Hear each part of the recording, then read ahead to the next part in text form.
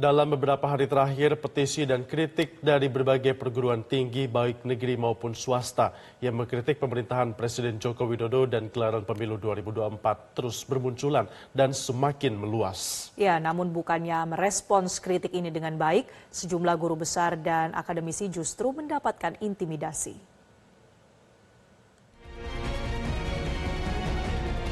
Semakin ditekan perguruan tinggi, semakin menggelombang gerakan-gerakan.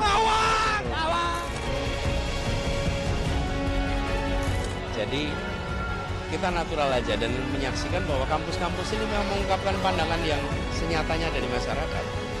Kita hormati.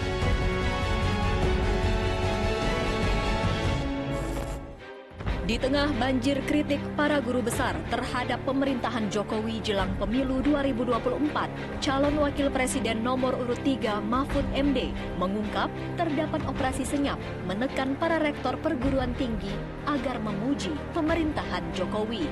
Mahfud mengaku dirinya mendapat laporan dari sejumlah rektor yang mendapat tekanan untuk membuat pernyataan sikap mengenai pemerintahan Joko Widodo Ma'ruf Amin.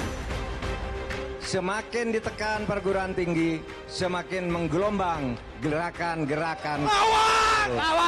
Ada beberapa rektor perguruan tinggi yang kemudian membuat pernyataan seperti yang diminta oleh orang yang melakukan operasi itu. Tetapi ada rektor yang jelas-jelas menolak. Dia menyatakan didatangi oleh seseorang untuk membuat pernyataan mendukung bahwa pemerintahan Pak Jokowi baik, pemilu baik, penanganan COVID nomor 1 dan sebagainya, ya. Nah, itu yang beredar ke rektor-rektor, tapi tidak semua rektor menyetujui pernyataan itu. Ada yang memodifikasi, tetapi ada juga yang membacakan itu sesuai dengan pesan yang ditulis template-nya. Coba kamu baca ini. Namun menurut Mahfud MD, banyak rektor yang dengan tegas menolak membuat pernyataan memuji pemerintahan Jokowi. Seperti yang dilakukan oleh Rektor Unika Sudija Pranata Semarang, Ferdinandus Indarto. Dirinya secara tegas menolak permintaan tersebut meski mendapat tekanan dari aparat. Izin menghubungi, beliau menyatakan dari Polrestabes. Gitu kan? Saya jawab, ada apa-apa karena saya sedang ada pertemuan gitu. Lalu beliau WA meminta pernyataan itu, video itu.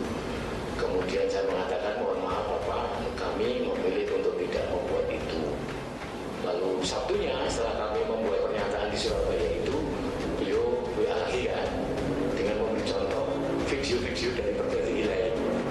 Ada Unsur, ada Undip, ada UIN dan sebagainya, ada beberapa PTS di Semarang. Dia jawab saya sama. Maka tadi pagi beliau mengatakan, Pak Mbok, kasihan dengan saya gitu. Maka saya katakan, saya tahu panjenengan menjalankan tugas, tetapi saya juga harus menghormati pilihan, tolong menghormati pilihan kami gitu. Jadi intinya bukan kami membenci, tidak. Ketika itu hal baik, tentu harus kami katakan baik. Gadis kebenaran. Tetapi ketika ada sesuatu yang tidak pas, ya kami harus mengatakan itu tidak pas. Dan mari kembali ke hal-hal yang sesuai dengan prinsip-prinsip demokrasi dan konstitusi. Sementara itu, menurut calon presiden nomor urut 1 Anies Baswedan, upaya pemaksaan sudah lewat masanya. Anies menilai saat ini masyarakat sudah mengungkapkan pandangan secara otentik. Anies mengibaratkan dengan kalimat becik ketitik olo ketoro yang diartikan kebaikan terlihat dan keburukan akan ketahuan. Sudah lewat masanya untuk melakukan operasi-operasi yang sifatnya kosmetik, nggak akan bisa berhasil. Semuanya akan terungkap. Tadi kemarin saya sampaikan becik ketitik, olo ketoro. Jadi kita natural aja dan menyaksikan bahwa kampus-kampus ini memang mengungkapkan pandangan yang senyatanya dari masyarakat. Kita hormati. Dan kalau ada yang harus dikoreksi, ya lakukan koreksi. Sederhana itu. Sejumlah guru besar menyampaikan kritiknya kepada pemerintahan Jokowi yang dinilai sudah menyalahgunakan wewenang dan kekuasaan dalam pemilu 2024. Para guru besar juga meminta Presiden Jokowi mengedepankan azas demokrasi dan kepentingan masyarakat. Tim Liputan Metro TV. Jelajahi cara baru mendapatkan informasi. Download Metro TV Extend sekarang.